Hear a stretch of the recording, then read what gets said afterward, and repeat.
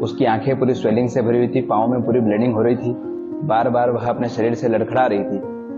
मेरी आंखों से देखा नहीं गया। मैंने उससे पूछा कि बहन आपकी ये हालत किसने करी है। मध्य प्रदेश के उज्जैन से शर्मसार कर देने वाली घटना ने पूरे देश को झकझोर कर रख दिया है। एक 12 साल की बच्ची के साथ दुष्कर्म हुआ। दरिंदगी की हद तो तब हो गई जब बच्ची अर्धनग्न अवस्था में खून से लथपथ होकर सड़क पर भटक रही थी। 2.5 घंटे तक बच्ची नग्न हालत में घूम रही थी। उसने लोगों के घरों के दरवाजे भी खटखटाए, लेकिन किसी का दिल नहीं पसीजा, किसी ने उसकी मदद नहीं की। जिसके बाद एक गुरुकुल आश्रम के राहुल शर्मा की नजर उस बच्ची पर पड़ी। उन्होंने मसीहा बनकर उस बच्ची की मदद की। उन्होंने बताया कि बच्ची के पैर खून से लथपथ थे और हालत बेहद बुरी थी। उन्होंने क्या कुछ कहा, आप भी सुनिए। बालिका जिसने नीचे कोई वस्त्र धारण नहीं कर रखा है, अपनी आंखों से देखा नहीं गया। मैंने तुरंत, जैसे अभी आप देख रहे हैं वीडियो में कि ऊपरी वस्त्र ही धारण कर रखा है, उसी प्रकार एक ऊपरी वस्त्र धारण कर रखा था। मैंने तुरंत अपना वस्त्र निकालकर उस बालिका को दिया, जिससे उसने अपना शरीर ढका। फिर मैंने अपना वाहन रोक करके वहीं स्पॉट पर खड़े होकर के तुरंत ही उस बालिका से पूछा कि तुम्हारी दुर्दशा किसने की है। उसकी आंखें पूरी स्वेलिंग से भरी हुई थी, पाँव में पूरी ब्लीडिंग हो रही थी, आंखें उसकी बिल्कुल भरा रही थी, बार बार वह अपने शरीर से लड़खड़ा रही थी। मेरी आंखों से देखा नहीं गया। मैंने उससे पूछा कि बहन आपकी ये हालत किसने करी है और कौन है, तुम्हारे माता पिता कहाँ है, तुम यहाँ किसके साथ आई हो, कब से इस क्षेत्र में हो। लेकिन वह बालिका अपनी ही भाषा में कुछ बोल रही थी, जिसे मैं समझ नहीं पा रहा था।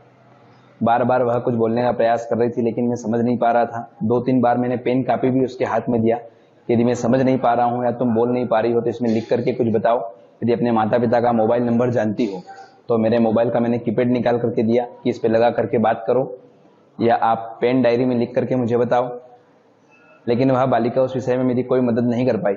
मैंने उससे पूछा कि बेटा भूख लग रही है, उसने कहा हाँ मुझे भूख लग रही है। ऐसे हाँ का उसने संबोधन किया। मैंने तुरंत अपने आश्रम में जो स्वल्पहार में दलिया नमकीन बना था वो बुला करके उस बालिका को दिया खाने के लिए।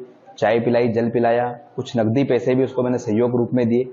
लेकिन मेरा विश्वास माना नहीं कि मैं इसको सुनी छोड़ दूं, इसलिए मैंने तुरंत हेल्पलाइन नंबर 100 पर कॉल किया।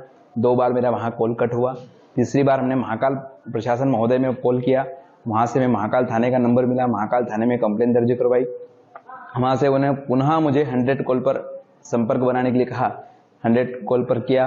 वहाँ से पुलिस की गाड़ी करीब 20 मिनट की में मेरे पास पहुंची। उस बालिका को मैंने पुलिस प्रशासन के हवाले सुपुर्द किया ताकि आज वह बालिका सुरक्षित है। देखिए उसकी स्थिति देख करके क्या लगा था, जो है कि सभी को पता है कि वह बालिका पूर्णतः अत्याचारों के, दुष्टों के अत्याचारों में वह पूर्णतः से घिरी हुई थी। लगता है कि भगवान की कृपा से उसका शरीर बचा है, कहीं ना कहीं उसका कोई पुण्य आड़े आया, क्योंकि दुष्टों ने तो लगता है कि उसको मारने की भी साजिश रची होगी। जिस प्रकार से उसका चेहरा देखा जा रहा था कि बालिका कहीं से बहुत दूर से भग करके हमारे पास पहुंची है, तो उस विषय को हम लोग बता नहीं सकते अपनी आंखों, अपने मुंह से कि उस बालिका के साथ में उन लोगों ने क्या अत्याचार किया था। बाकी इस विषय में चिकित्सा ने पूरा, जो है कि हॉस्पिटल ने पूरा इस विषय के ऊपर पूरा ध्यान देते हुए सभी को बताया है कि उस बालिका के साथ किस प्रकार से जो है उसके साथ अत्याचार किया गया था। ऐसे दुष्टों को सजा मिलना चाहिए। धर्म की नगरी है, पावन नगरी है भगवान महाकाल की, यहाँ और पूरे देश में इस धराधाम पर यह भगवान कृष्ण की नगरी है। यहाँ किसी प्रकार का भी जो है कि ऐसा गलत कार्य करने वालों के लिए हमेशा मृत्युदंड ही तय होना चाहिए, क्योंकि आज पुलिस प्रशासन का भय लगता है लोगों में नहीं है। उसी के कारण तो आए दिन हम ऐसे केसेस देख रहे हैं। कुछ 4 महीने पहले भी हम लोगों ने सुना था और देखा भी था कि 4 साल की बच्ची के साथ भी ऐसा ही जो है कि द्युत कार्य देखने में हम लोगों के आया था। तो प्रशासन महोदय भी इस विषय के ऊपर ध्यान दे। जिन लोगों ने मदद नहीं की उनको भी इस विषय के ऊपर ध्यान देना चाहिए और मदद करना चाहिए। और बहुत बहुत धन्यवाद प्रशासन का, और आप लोगों का भी बहुत धन्यवाद।